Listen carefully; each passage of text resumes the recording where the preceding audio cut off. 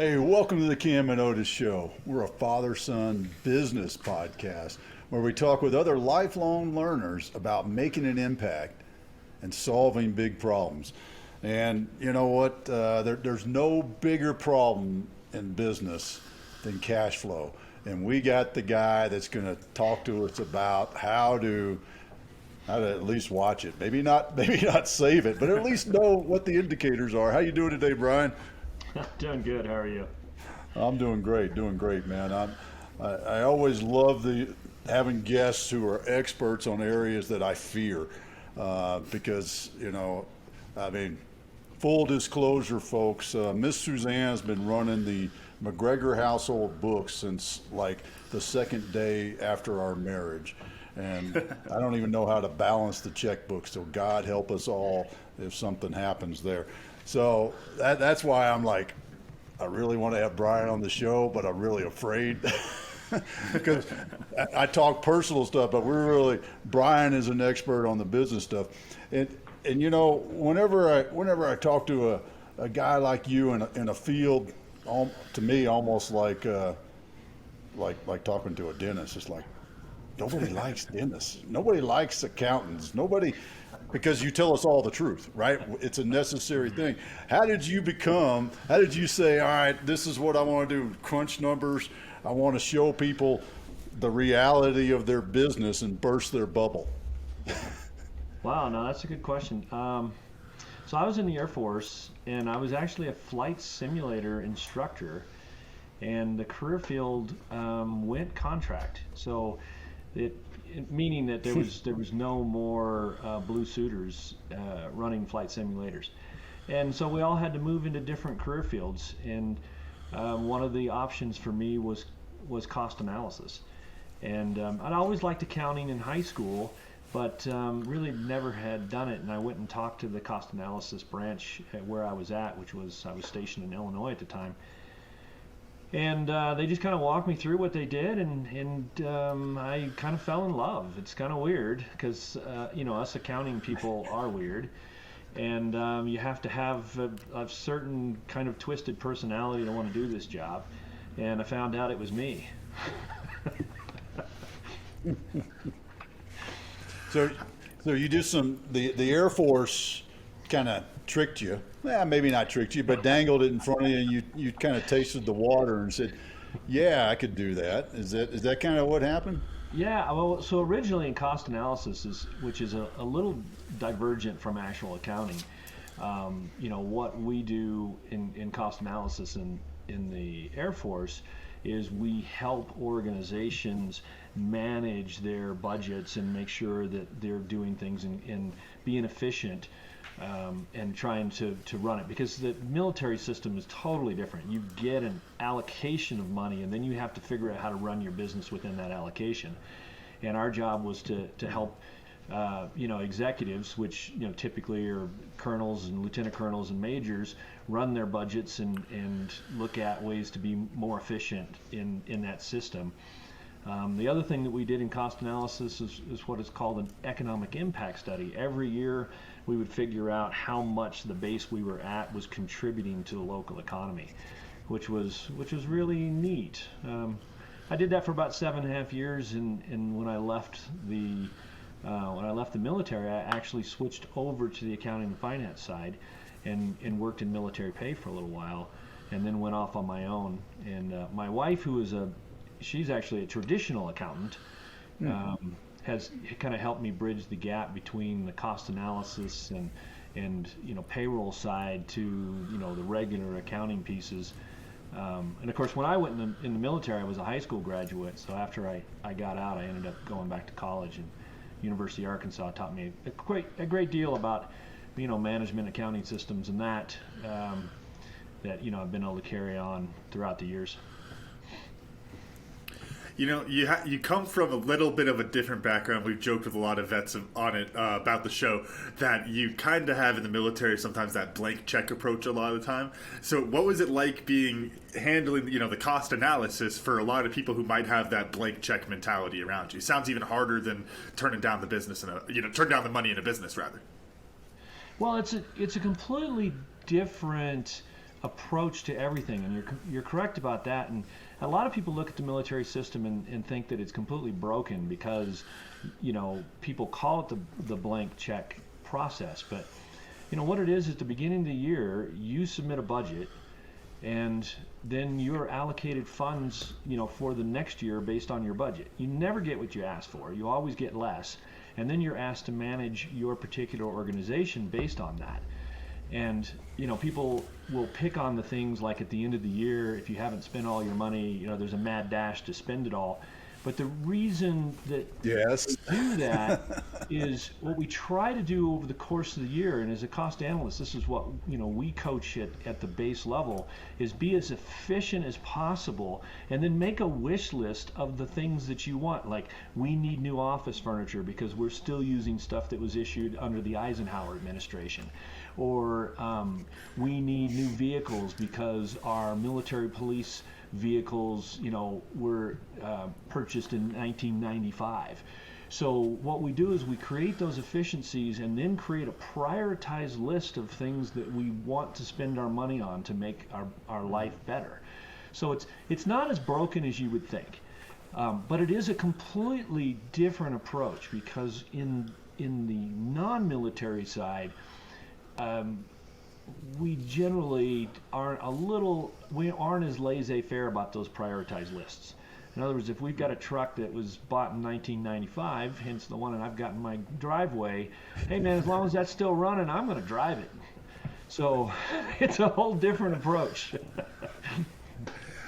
One thing there that it Go ahead, reminds me of is in the contract world of talking about, let's say, just I'm picturing a construction project going on here in Tucson, but if you offer up and you say, hey, here's $1 million contract, it's going to take 12 months to build this chunk of highway here, it's always going to cost $1.5 million, and it's always going to take 18 months. What can you do in the planning aspect to limit that, the project expansion that always happens?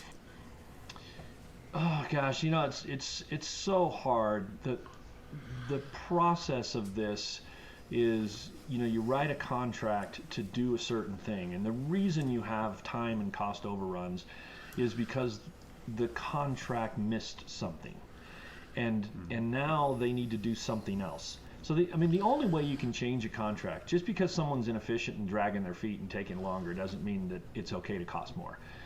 They have to have a legitimate reason to raise the price of that contract. So you write a contract to build a road, but you forgot to put in curbs. These are the kind of things you see in government contracting. And as much as you try to make the contract specific and you don't miss anything, there's always something missed. And unfortunately, it looks like the contractors are taking advantage of the government. But a lot of times they're just trying to get the job done. And there are things when they put their original bid in that the government really wanted that wasn't included. Oh yeah, I'll vouch for that.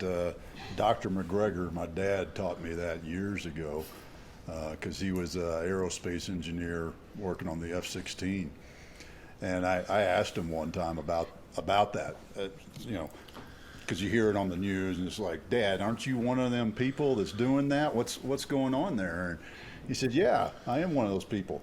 And I get a phone call from the Air Force about once a month that says they wanted to do this now, and they wanted to do that now. And every time they changed it, it's the old, paralysis by analysis thing. Let's just add in one more thing. Maybe if it did this, it'd be really nice to have it do that. And if you've ever met an engineer never stops the idea of a new good idea, right? They can't ever stop developing. So you start putting something together, and they're like, wow, we need this wingding. But the secondary thing is the contractors also have a necessity to try to make more money. So they have a sales team that's priming the government, trying to sell that new idea that their independent research and development team is putting together. Like, hey, what if we put this, cool radar on that F-16? And those are the kind of things, because there's a push and a pull on both sides. So, if you're Lockheed Martin, obviously you want to make more money. So if you can come up with a good idea and you can sell it to the government, by gosh, you're going to do it.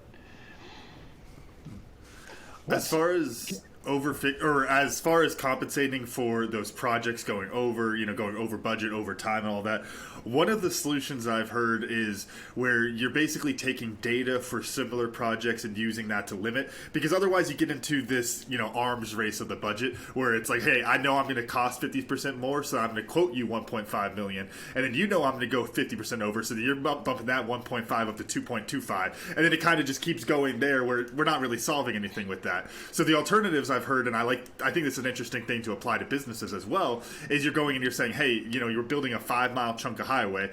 The last 10 budgets for that were 1 million, 1.25, 750,000, and all of that, and you balance it out and say, okay, hey, here's what you get. I don't care if that's what you think you need. This is what we can give you. Does the military take any approach to that, or just any accounting thoughts on that kind of approach? Well, all government agencies are required to take that approach. So when they put out a request for a bid, they're hoping to get as many bids as possible, so they have a comparative analysis and they can select the best bid. And it's not always the cheapest, it's the best. But the other thing that the military or any government agency is required to do is put together what they call a should cost analysis. So there's a cost analyst on the inside, like me when I was in there, that's sitting down and they're writing all this up and they're trying to figure out, okay, from my perspective, if I was running that construction company, what should this cost? And that gives an internal document to compare the bids to, so they can find out if, and it goes both ways. A company that, crazily underbids, you're like, no, it can't be done for this. So these people haven't really paid attention to what's the requirement. Or somebody who crazily overbids. And a lot of times when you get bids in, the high and the low get thrown out because they're considered like they're just not realistic. But that doesn't always happen. A lot of times the bids are in a pack, and then you have to do some real analysis to make sure that you're getting the best product for the money you're spending, not always the lowest price. But help us out with the mindset shift that you went through to go from cost analysis to accounting. I mean, you mentioned your wife being a true accountant and how she helped, but what does that mean for in the business world? Well, I think more than anything, it's years of experience. And so my wife and I bought our first business in 1996, and I'm running the business as the, quote, CEO. And I don't know if you call yourself a CEO when you have a 3-person company, but and she's doing the accounting, and I'm going, hey, I want to do this like this, and she's looking at me like, nah, you can't do that. So it's part of that is just experiential and learning from someone who knows the right way to do it.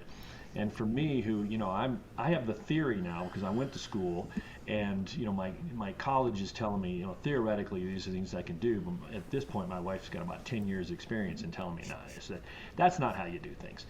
And thank God for that. Otherwise, I probably would be in trouble with a lot of different people, IRS included, if it wasn't for her. Is there anything where you looked back on the cost analysis days of something they were lacking, kind of looking backwards, like, you send a book over to somebody and say, hey, I think you can learn something from this? Ooh, I don't know. Military's really thorough. Good answer. We had a cost analysis guide that was, it was several volumes, each one like this thick. They're pretty thorough. I don't remember anything particularly that was lacking, other than probably training through the process, because just because you have the knowledge and the data and that, it's very difficult to get everyone in the field trained to a level where they're competent, and that's a struggle with any company. The military is probably one of the biggest companies in the world, sans Walmart and Amazon. But, and so when you've got that many people, training is always difficult. But I can't think of anything that they were lacking to my estimation. So when you shifted to the entrepreneur space, well, first off, as a cost analysis guy, I'm guessing you were pretty risk averse. And to buy a business, that had to have been a shift to go from being that guy that's like, I don't want to accept that risk, to, all right, let's buy a business? What happened? Well, yeah, I think you're right. Risk averse is probably the best way to say it. Maybe a little psychotic on that end. Um, and so you run the numbers over and over and over and over in your head. And there's a lot of people that run businesses when I call seat of the pants running the business. If there's money in the checkbook, things must be great. And I can't run a business that way. I have a budget that takes me out like the whole next decade.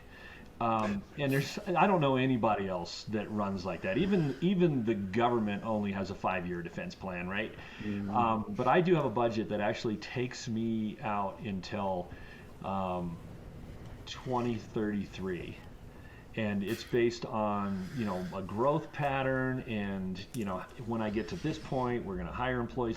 So I'm a crazy forecaster, and that's part of that.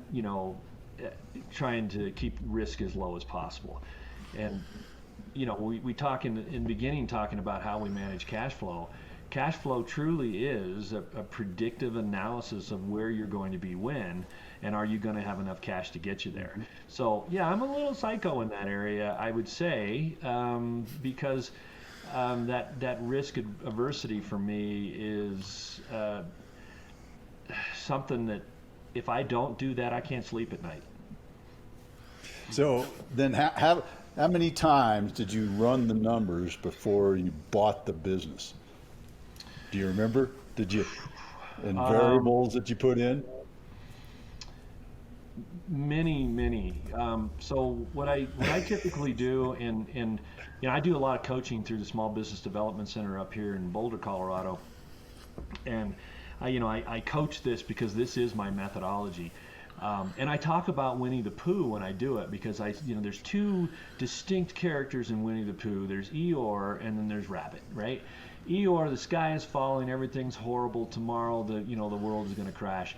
And Rabbit, it's always going to be a great harvest, it's going to be terrific, it's just a wonderful world.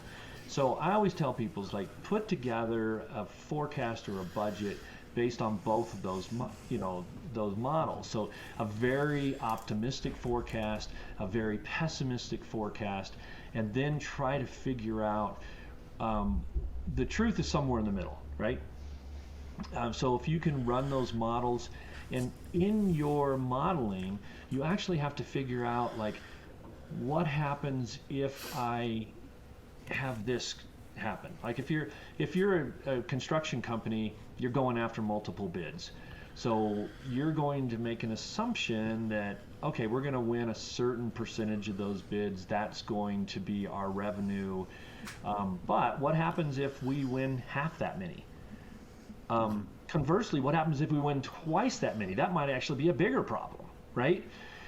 So you have to think about those kinds of things. So I like the pessimistic view, the optimistic view, meet in the middle, and then talk about the what ifs.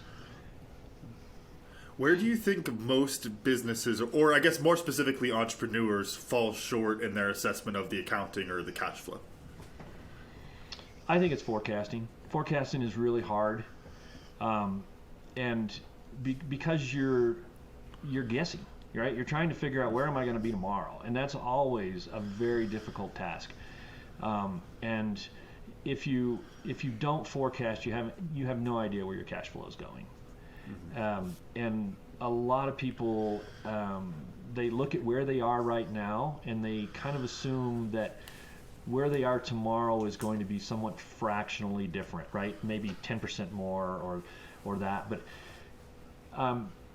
growth can cause as many problems as lack of growth or even decline, because when do you add the next person? When are we capable of handling that growth?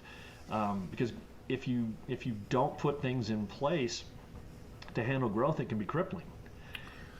So putting that forecast together and then determining what are the resources I need to handle the growth, or what resources do I need to cut back because I'm going to have a lull in contracts. Using a construction company, for instance, a lot of times they're seasonal. If you're a road construction company, you don't get as much work in the winter as you do in the summer. How do you handle your workload? What does that look like? And for seasonal businesses, they have a unique set of parameters that they have to figure out, the ebbs and flows of personnel. What do we do with personnel so that we can hopefully get them back when it's busy again? How do you deal with that? And without a forecast and without a plan, knowing what those cycles are, it's impossible to manage. Yeah, I had that conversation with one of my clients who, I'll just give a shout out to his company, Window Heroes, which guess what, when window washing's going on is primarily, he lives down in the Florida area, so it's not like he only gets 3 or 4 months of it, but still there's a seasonal aspect of it. And how do you hire on and keep folks gainfully employed 12 months out of the year, as opposed to, all right, let everybody go in October and then, hey, hope y'all are around in April because we'd like to have you back. Yeah, good luck with that, right? Yeah, no, and it's very difficult. And you see businesses like that. If you know what your cycles are, a lot of times you can spin up some kind of business that has an opposite season. And you see people in landscaping business, and things like that, where they get their people in the wintertime, at least here in Colorado, landscaping businesses, they're aerating, they're cutting grass, stuff like that, and then they move to snow shoveling and snow removal and things like that, so they can keep their people gainfully employed. For businesses that are cyclical, I think the prediction comes a little bit more naturally. What I'm interested in is when we talk about predicting the future, we can't predict the future. There's a lot of things that we can do to, get a picture of what we're looking at there. But as far as exact measurements and exact numbers, that's always a really difficult thing. It reminds me a lot, this conversation of some of my time with one of my companies going and working with investors. And one of the things that I found was really interesting was going through numbers with one of the investors in particular. It was this really interesting thing where he didn't seem to care anything what the numbers were. It was almost just like the thought experiment of, okay, how did you get these numbers? What was your thought process as you put these together?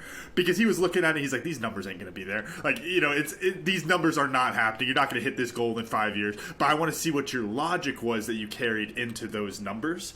And I think the interesting thing there is then, Brian, to a guy like you who's more in the accounting world, is there a way that you can more exactly predict those things? Or is it always a little bit of like, okay, well, show me the work and we'll see how close I think you were? Well, Cam, I think what you said is exactly right. So when we think about accounting is historical. It only tells you what just happened. So forecasting is the making of that historical. We take that historical data, and the longer you're in business, the more history you have, so the more predictive your future can be, right? Because you can see, okay, well, over the last few years, we've had X amount of growth, and we can expect that kind of growth. If we continue to do things, we can expect that growth to continue to happen. And so using your accounting history as a predictive tool for the future is helpful, but it's a lot like, I think it's and I'll mess the quote up, so I'll just call it a paraphrase. Napoleon talked about putting together a great plan, but as soon as you get to battle, you throw the plan out, right? So what he wanted was generals who could think on their feet. So that thought process of how are you going to react to certain situations is actually the most important. So when you're forecasting, obviously it's not as crucial as being on the battlefield, but technically, there's a lot of smart businesses that read The Art of War, right? This is how you think about business is on the shelf over here. You're not surprised by that either, are you? No. And it is that way where you have to have a strategy. You have to have a plan. You have to realize that at some point the plan gets thrown out the window, and then the point of the strategy is to be able to allow you to think on your feet and move with the changes.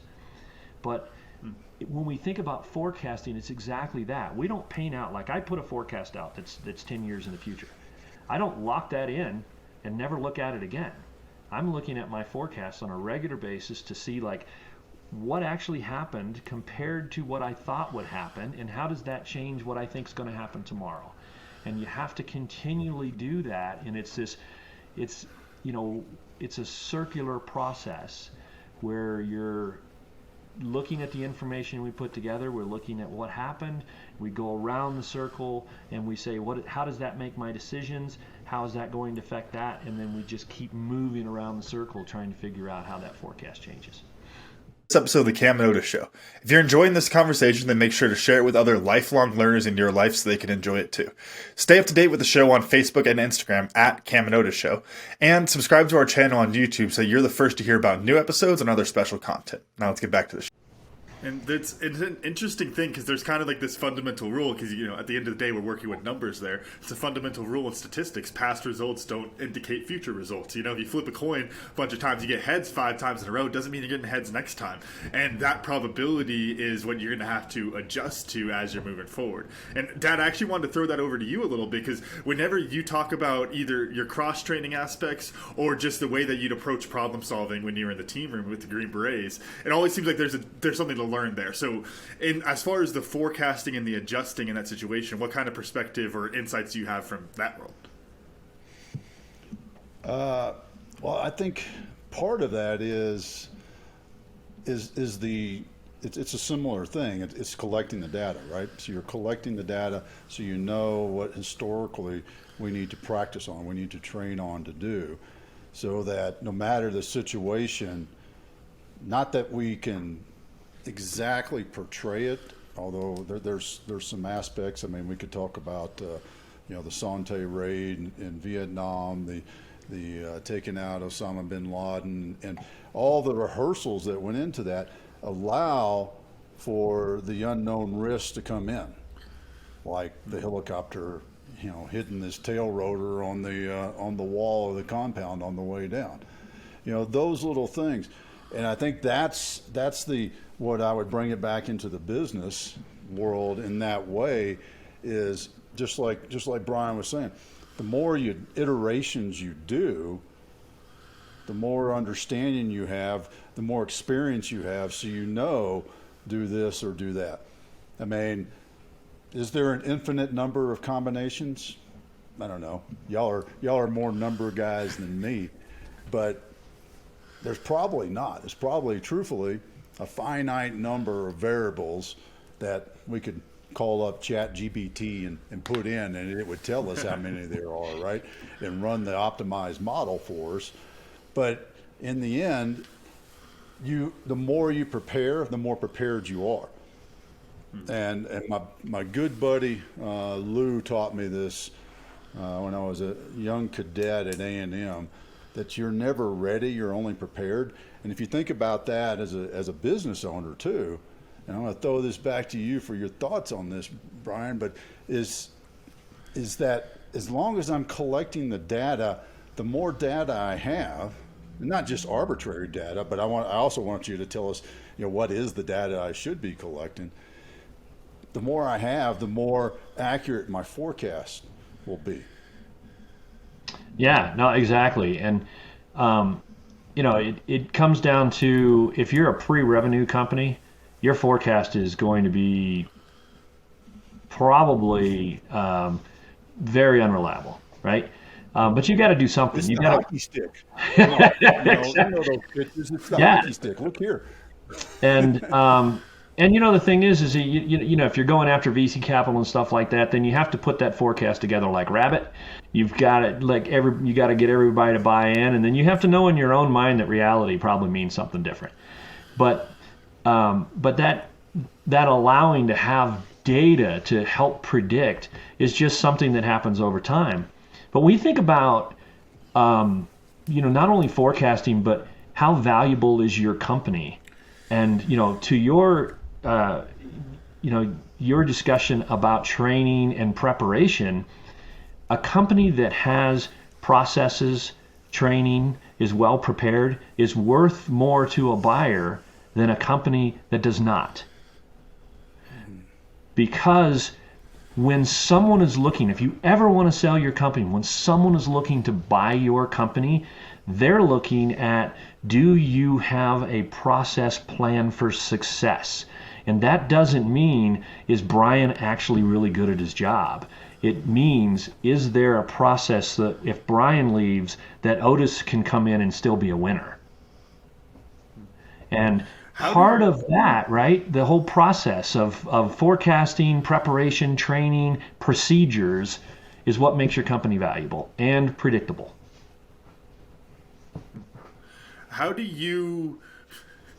Sorry, I'm laughing at myself because the best way I can think of asking this question is, how do you get anything done if you're constantly updating these predictions and things? Like, I'm picturing, like, hey, 10-year prediction, right? Okay, well, you got to update that tomorrow for 3/31/2033, right? And then you got to update the next day for April 1st, 2033, right? How do you ever get out of that world and step back into the business world? You have to plan. So there is this process called taking time to work in your business and setting aside time to work on your business. And if you don't somehow time management so you have the ability to work on your business will never grow and thrive. If it does, it's accidental.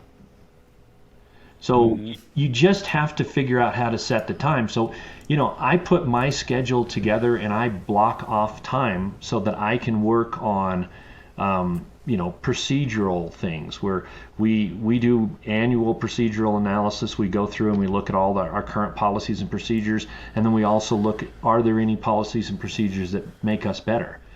When we think about training in the current world environment, we have a lot of people who are very good trainers. So when you get a new employee, they sit down with them and they train and they train and they train. But if you take an opportunity like this, where you can put it on a webinar or in a podcast so that you can save it, and now new employees can watch a training session that you gave before, you don't have to turn around and give that 1 hour or 2 hour or maybe 10 hours of training every time you get a new employee, because you recorded it. And then you look at it annually to make sure that your training processes are improving or getting better. So you have to make opportunities to save yourself time to be better at what you do. And you have to set time aside to work on your business so that your business has an opportunity to thrive. I love that. It just reminds me of one of my favorite. He doesn't know that I call him an uncle, but Keith Cunningham, speaker that I've heard several times, and how he talks about working on your business. And he even wrote a book, and basically the whole book is questions you should ask yourself during those times when you are thinking on your business. And then that's the phrase he uses. It's you can't spend all that time, going back and crunching the numbers from yesterday. You got to start thinking about what's happening tomorrow and what's the forecast for tomorrow.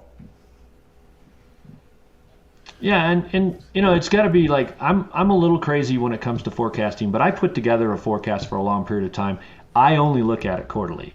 It's not something that I am constantly looking at and going, well, yesterday was a horrible day. What's that going to be for tomorrow?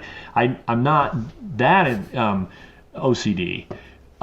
So I think you also have to manage that part of your personality too. You have to figure out, like, sometimes you just have to look in the mirror and say, stop, right? Let's make this realistic. Let's do this in a quarterly basis. And I think forecasting in a quarterly basis makes perfect sense for everybody. Otherwise, what I see most of the time is people at the beginning of the year will put together a budget, which is your best guess at a forecast, and they don't look at it again until the next year. That's not useful. Doesn't help you. It's like the business plan I always talk about. It's in this beautiful leather-bound book with a gold seal on it that you put way up here on the top of the shelf. In case of confusion, don't touch that. Right? I mean, that's what businesses do, right? They do that. I want to know, you spent your formative years getting framed into the government process, the government, how the government works and uses money and things like that. Then you stepped away, and then you came back. What drew you back into it? Oh, money, maybe more than anything. We had owned a business when we lived in Arkansas after we got out of the service, and my wife and I were both in the service, and so we left the service in 1996. I left in 93 and then went work civil service while she was finishing up her term, and we were both enlisted in the Air Force. And then we left the service and moved to Arkansas, and both of us went to the University of Arkansas, where we bought a business while we were going to school. And thank God for the GI Bill. That gives you the opportunity to do these things. And so when we got out of the service, we still had the business. We ran that for a while, and then we came out to Colorado for a wedding, and just fell in love. And of course, both of us spent some of our elementary school years here in Colorado. She lived in Craig when she was in elementary school, and I lived in Colorado Springs. And both our dads were Air Force, so we were military brats traveling all around. And so we were used to moving and traveling. And anyway, I moved here to Colorado and got offered a position in a company that was working in government contracting. And since I had the background on the military side, and in simulation, which was my first 7 years in the Air Force, it was a really good fit, and the money was right. So it kind of got me back into that industry, and I've been working basically on the contractors side of government contracting, ever since 2005. And so it was, I guess you'd say it was the money that got me back. It was a job. I needed a job, and it was a perfect fit. Some of us, yours truly included, there was a comfortness to it also, because it was go back to what I said earlier about risk aversion, right? We know the culture, we know the process. Is that part of it that's drawn you and frankly kept you there? I mean, even with your business now, that's your total focus. Yeah, I think so. Because you go out and you step out on your own, and for about 10 years we ran a business, and I think we got a little weary of being a business owner and the constant struggles, and we were seasonal, so it was some of those things were difficult for us. So when the opportunity came out for me to get a stable job in something that I already knew I was good at, and get a paycheck every 2 weeks and not be a business owner, I really jumped at that chance. And what was most attractive to me and the company that I worked for was a little simulation firm called Pathfinder Systems.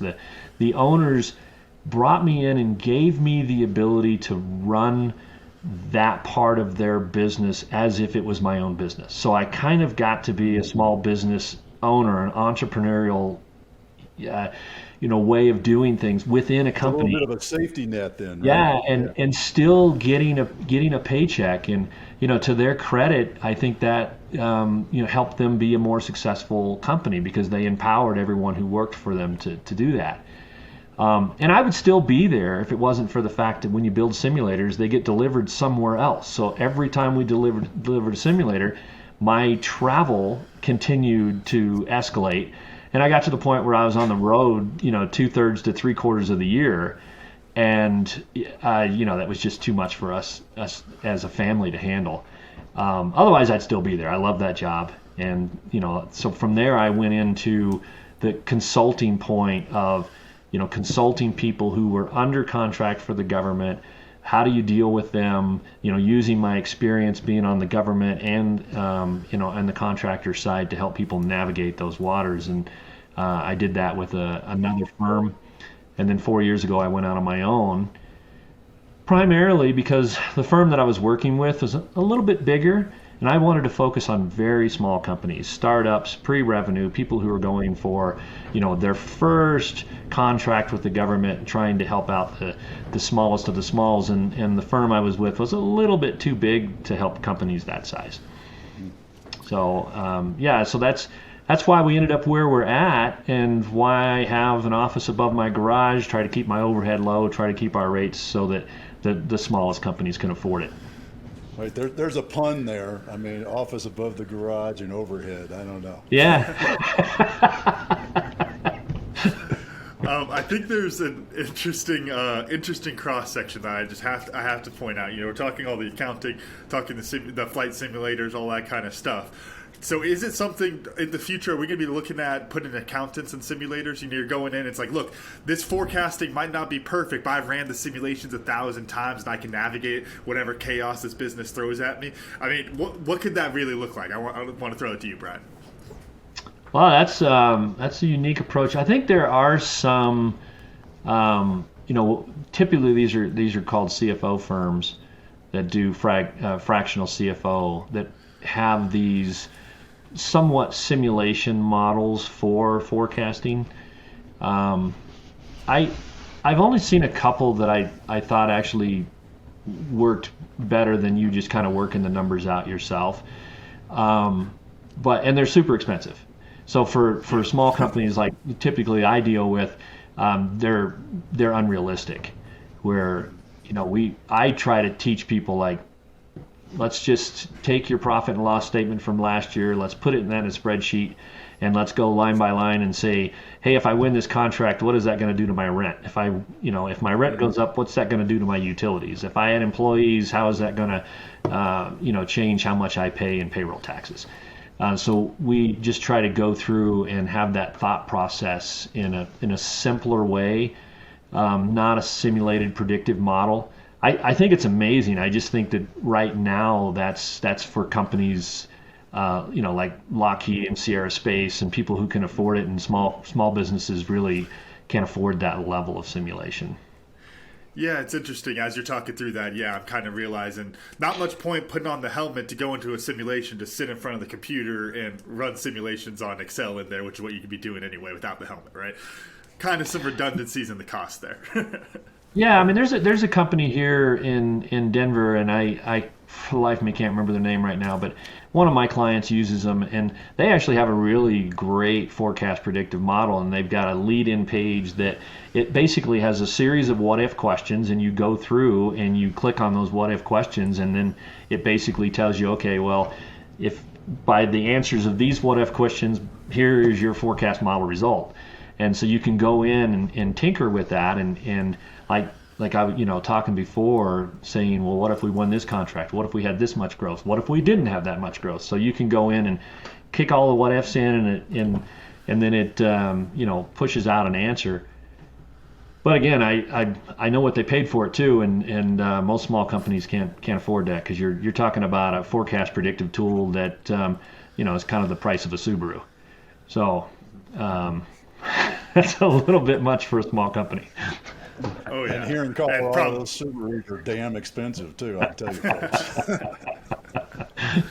The other thing I was really curious about, Brian, is, and you actually kind of already hinted this, talking about the fractional CFO, with things going more remote, and there's this really interesting thing, which I think a lot of entrepreneurs especially, but even just in businesses, it's like, okay, do I need somebody internal? The division of labor of, I don't need to learn that much accounting if I can just bring Brian on once a month to come in and sort things out. That lets me focus on my work. So I want you to make a case as best you can for having an internal, or for having internal accounting. What are the advantages of that? Or if you think it's the other way, should we all be going towards the fractional CFO type model?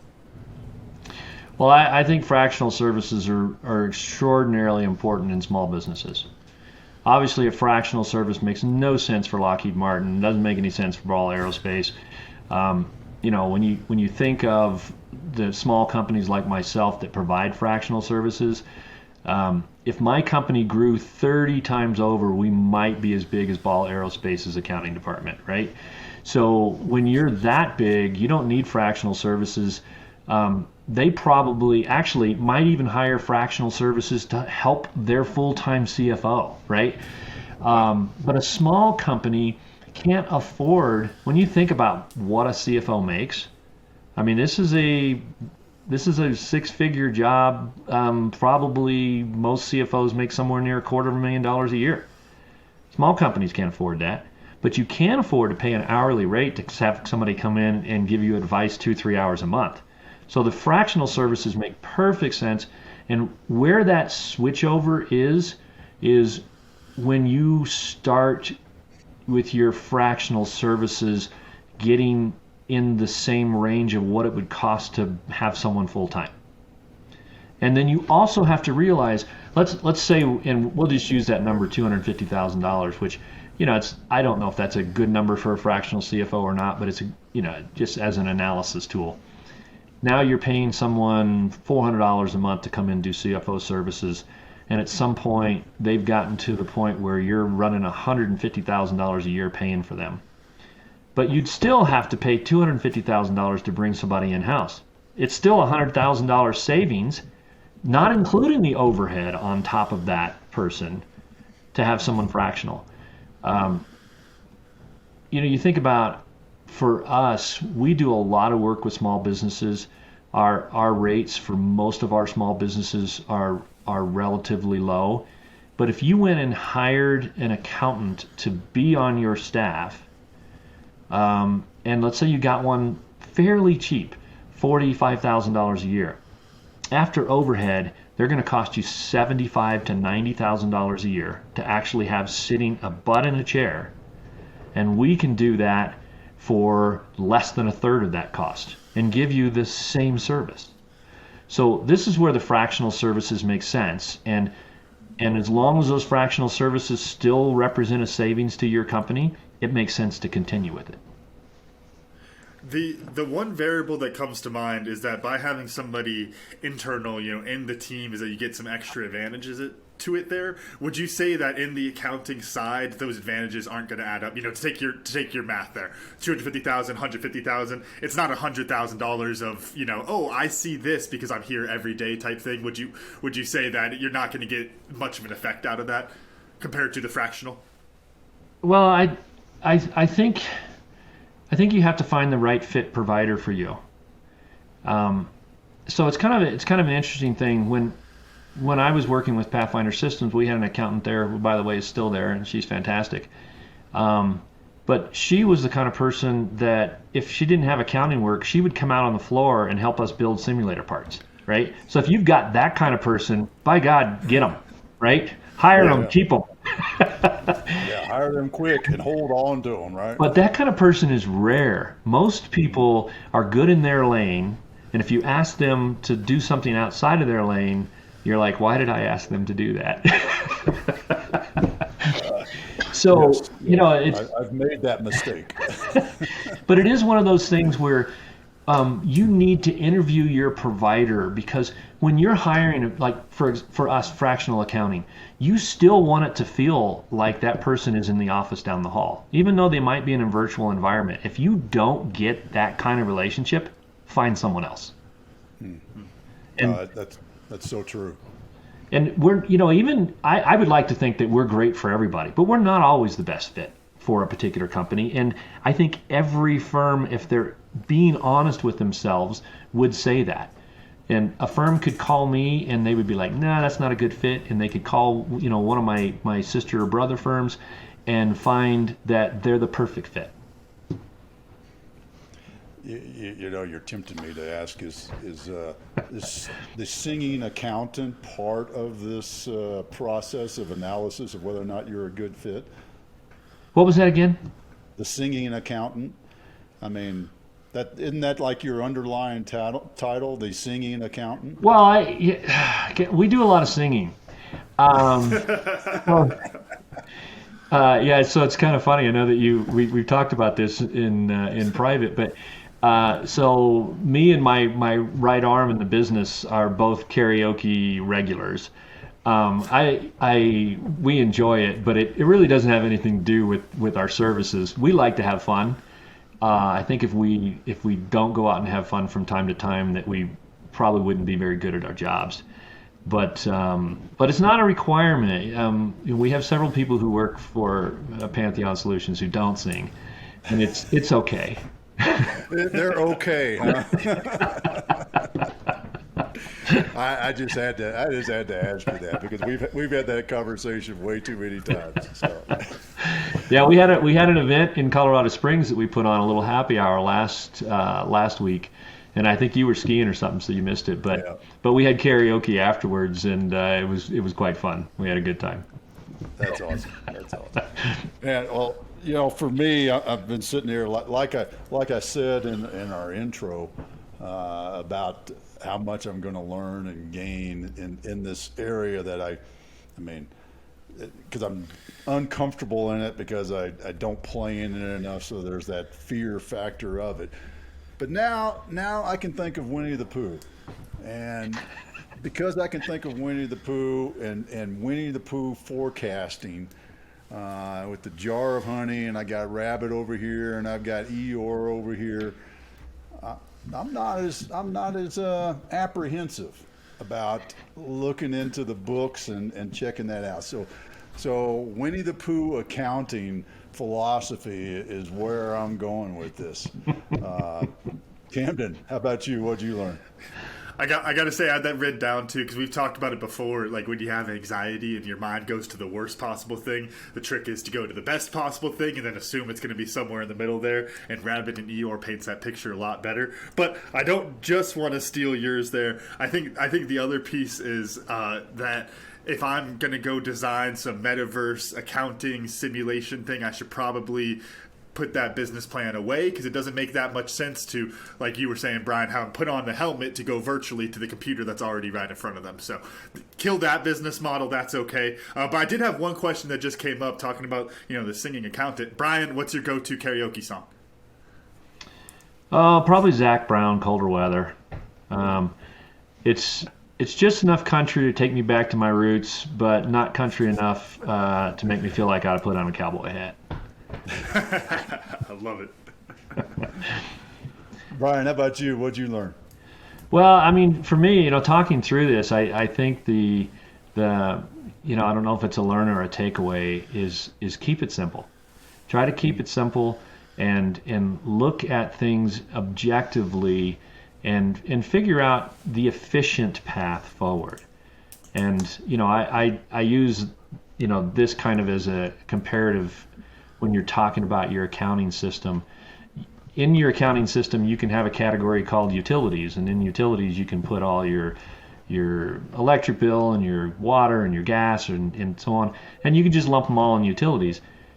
And that's probably simple and it's probably good enough, unless for some reason you have a requirement to find out, like, how much do I spend on water? Because maybe that's your business. Or how much do I spend on gas? Because maybe that has something to do with your business. So just keep it simple and look at things. Try to predict things in a very simple manner. And the kind of the last thing I'd like to mention is only deal with problems that are currently in front of you. I would tell you from experience in my first business, I always tried to figure out like how to solve a problem that wasn't in existence yet. Like if we get big, we'd have to solve this problem. Don't solve it until you get to it, because you'll spend a lot of time and money solving problems that may never come to fruition. Awesome. No, that's some really good advice, because I know I've felt myself going in that direction many, many times. So, Brian, how do folks connect with you, find out more about Pantheon, maybe do some interviews with you to see if you're a good fit for their business? Oh, yeah. Well, you can find us on the web. We're at Pantheon Co. So it's PantheonCo.com. And you can email me at brian@pantheonco.com. And either way, you can get in touch with me. And what I generally do is I reply back if you email me, or if you link us on the website, we'll reply back. And in my email reply back to you gives you access to my calendar, and you can set a time, and then we can have a one-on-one session. Awesome. Well, hey, man, it has been a lot of fun having you here today and learning more about the accounting process and the forecasting process. Thanks for being here. Yeah, thanks for having me. I appreciate it. Camden, run us out. All right, thank y'all for listening to the Cam and Otis Show, and a special thanks to our guest, Brian Ormsby, for joining us today. If you enjoyed today's episode, make sure to pass along to someone else so that they can enjoy it too. Make sure to follow the Cam and Otis Show on Facebook and Instagram, and you can watch full videos of the show on our YouTube page, and while you're there, make sure you hit that subscribe button too. As always, the full archive of our episodes is available at www.camandotisshow.com. Thanks again, and we'll see y'all next time.